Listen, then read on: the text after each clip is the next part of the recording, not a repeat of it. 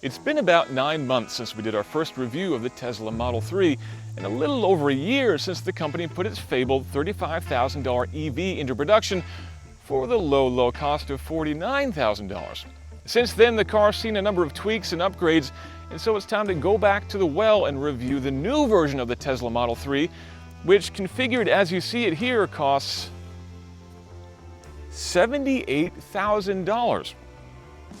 For that money, you can get yourself a well-equipped BMW M3 or an Audi RS5 or any number of absolutely delightful sports cars, which begs the question, is this thing really that good?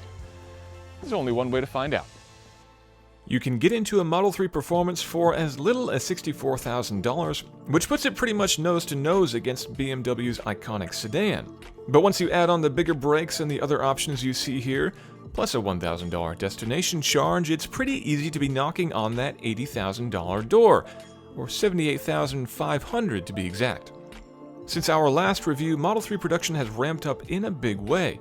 In fact, I'm starting to see the things everywhere, even way out here in the country, to the point where they're almost, dare I say it, commonplace.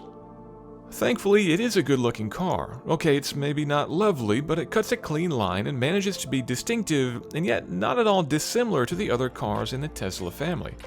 And it's far more shapely than the Model X, which somehow seems to get more frumpy every time I see one. To differentiate the performance trim, you get a little carbon lip spoiler on the rear, and that's about it. Unless you pay $5,000 for the bigger wheels, tires, and performance brakes, an option that's fitted to our car here in a box you will definitely want to take if you're considering one of these cars for yourself. So it's very similar looking to the base Model 3, but there has been one other and somewhat unfortunate visual change. This badge. It says dual motor, where on a Model S it might say P100D or whatever, and so maybe it shouldn't bother me, but it kinda does. Because on that side, where you might expect a model designation to say Model 3 or something like that, Tesla left it blank in keeping with the minimalist design ethos of this car. And so to then throw a vanity badge on the other side, just seems a little bit garish.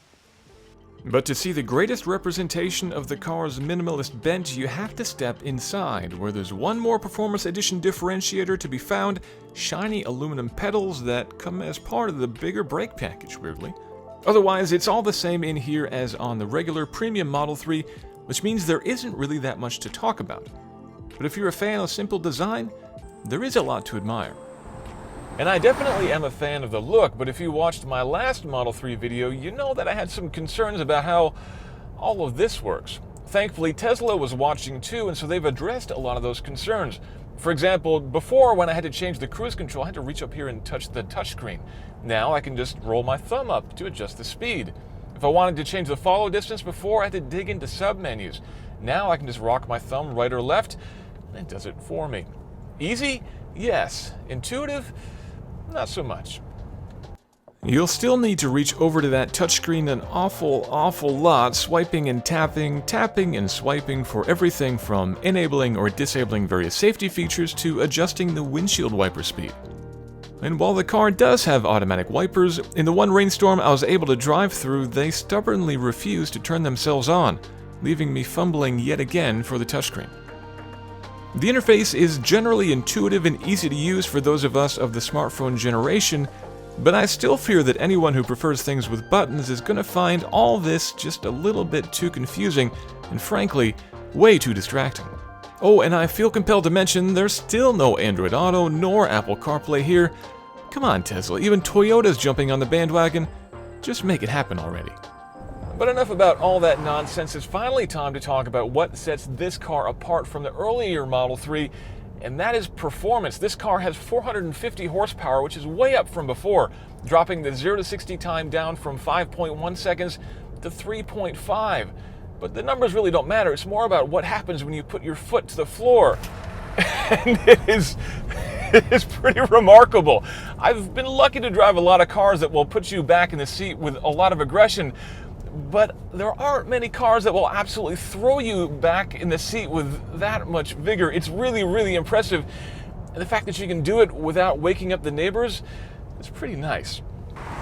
And then there's the handling. We've got the upgraded wheel and tire package, which means I get a little bit better turn-in from the lower profile tires, which makes the car feel more aggressive. And there's a lot more grip here as well, which really makes the car a lot of fun to drive. But it has impacted the ride quality a little bit, and if there's one problem with the handling of the car, it's that it does tend to get a little bit unsettled if you're cornering and you hit a bump or some other road imperfection.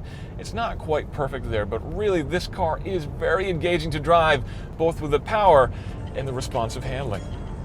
If you want even more performance from your Model 3 Performance, you'll want to try out the track mode that Tesla's working on, which promises to make the car even more lively. A mode the company unfortunately wouldn't let me try because they said it wasn't ready yet. A confusing move given the company was willing to enable its beta Autopilot safety features for just about anybody who had the cash. Anyway, Antoine was able to try it out on a closed circuit, and here's what he thought. Oh, I'm having way too much fun here. Yeah, I think he liked it. And what about Tesla's Fabled Autopilot system? Well, on a back road like this, it's still pretty well useless, but I spend a lot of time on the highway in this car, and there, I actually like having it. It's not perfect, but when the lane markings are clear, and especially when you're stuck in traffic, it makes the whole process a lot easier, and frankly, I do think it makes it safer. But the system does still get confused when lanes are merging, and had a couple of times when it just turned itself off, and even once when it just stomped on the brakes for no reason whatsoever. So definitely make sure you're paying attention, and always keep those hands on the wheel, people. In terms of practicality, the Model 3 Performance gives up basically nothing compared to the base car. You still have surprisingly roomy rear seats, a trunk opening that's a bit narrow but reveals a generously sized compartment, and a decent sized frunk to boot. The white interior on this car, a $1,500 option, is maybe a little loud for my taste, but the premium sound system remains more than competent, and overall this is a nice place to cover some miles. How many miles?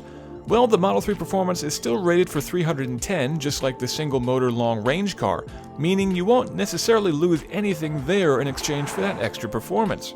That said, too many hard launches will send you running to the nearest supercharger, and quickly. Thankfully, you won't have to stay there long. An 80% charge on the 75 kilowatt-hour pack takes a little over half an hour, and in New York at least, a full charge costs about $18. To put that in context, if you were to drive 300 miles in a car making 30 miles per gallon and then purchase gas at $3 a gallon, you'd spend about $30 to cover the same distance, a $12 savings. So let's rewind back to the ultimate question of this review. At $78,000, is this car better than a comparably equipped BMW M3 or Audi RS5? The answer is actually a lot more complicated than I thought it would be. The performance of this car is really, really good. The acceleration is incredible and the handling is actually quite engaging. But what's really remarkable is just how immediate and accessible that performance is. At any speed, at any time, just dip your foot on the throttle and it leaps forward with a kind of aggression that would make a supercar jealous. But it still lacks that ultimate refinement that the other cars have developed over the decades. And even though the interface has made some major leaps and bounds since the last time I drove this car, it's still lacking enough features to make me shake my head at times. So the perfect $78,000 car? Not quite, but it's still pretty remarkable. Thanks for watching our Model 3 Performance review. Make sure you check out our channel for lots more Tesla coverage, and while you're there, make sure you subscribe.